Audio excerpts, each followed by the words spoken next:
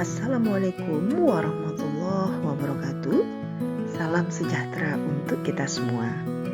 Bapak Ibu guru hebat, perkenalkan saya Susi Handayani, calon guru penggerak angkatan ke-9 yang kini mengajar di SMA Negeri 11 Mataram.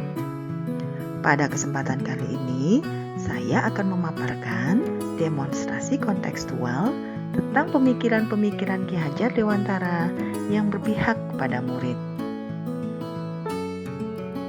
Ki Hajar Dewantara atau yang biasa dikenal dengan sebutan Bapak Pendidikan Nasional lahir di Yogyakarta tanggal 2 Mei tahun 1889. Ki Hajar Dewantara sangat dikagumi oleh semua kalangan dikarenakan pemikiran-pemikiran beliau yang sangat visioner.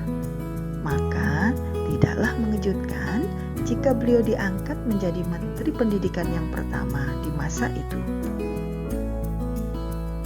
Menurut beliau, pengajaran adalah bagian dari pendidikan.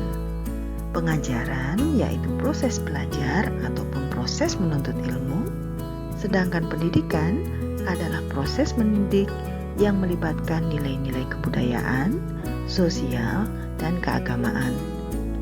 Jika digabungkan, mendidik dan mengajar adalah proses memanusiakan manusia, sehingga harus memerdekakan manusia dari segala aspek kehidupan, baik secara fisik, mental, jasmani, dan rohani.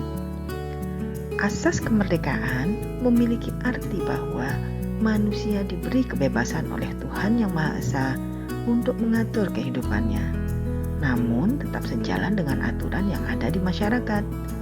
Dengan adanya sistem Among, tidak ada lagi hukuman yang bersifat fisik ataupun paksaan kepada anak didik, karena akan mematikan jiwa merdeka serta mematikan kreativitasnya. Dikarenakan pemikiran-pemikiran kritisnya, Ki Hajar Dewantara akhirnya mendirikan sebuah lembaga yang diberi nama Taman Siswa. Latar belakang didirikannya sekolah ini adalah karena dua alasan. Alasan yang pertama, karena pada masa itu sekolah hanyalah tempat bagi kalangan priai atau bangsawan saja. Masyarakat biasa ataupun kaum pribumi tidak diperbolehkan untuk mengenyam pendidikan. Alasan yang kedua adalah beliau merasa siswa lulusan sekolah pada zaman itu tidak sesuai dengan karakter sosial dan budaya masyarakat pribumi. Di Taman Siswa, sistem pengajaran yang digunakan di dalam kelas ada 3 macam, yaitu sistem Among, Ngemong, dan Momong. Among berarti memberi contoh, sedangkan Ngemong berarti proses mengamati dan mengawasi. Momong berarti merawat dan mendidik dengan penuh kasih sayang. Ketiga sistem pengajaran ini sangat relevan dengan kurikulum Merdeka, di mana untuk menghasilkan generasi muda yang beriman dan bertakwa, mampu berpikir kritis dan kreatif, maka penanaman nilai-nilai sosial dan budaya sangat kita perlukan. Dalam konsep pendidikan, Ki Hajar Dewantara menerapkan 5 asas, yaitu asas kemerdekaan, asas kodrat alam, asas kebudayaan, asas kebangsaan, dan asas kemanusiaan. Kelima asas tersebut sudah terimplementasikan ke dalam kurikulum Merdeka. Asas kemerdekaan memiliki makna bahwa anak adalah manusia bebas yang berhak mengatur kehidupannya sendiri dengan tetap berjalan di dalam norma-norma yang berlaku di masyarakat. Mereka dididik dan diarahkan sesuai dengan bakat serta kemampuannya tanpa menggunakan kekerasan fisik maupun psikis. Sedangkan asas kodrat alam yaitu semua anak tunduk pada hukum alam, namun mereka dikaruniai akal budi yang potensial untuk mengelola kehidupannya.